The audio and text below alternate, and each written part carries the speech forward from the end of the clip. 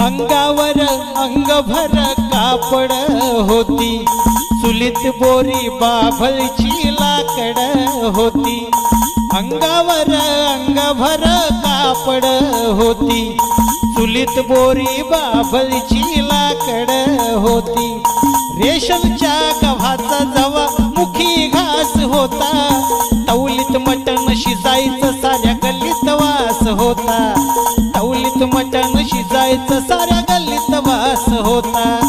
परिस्थितीनं माणूस जरी काल फाटका होता, परिस्थितीनं माणूस जरी काल फाटका होता।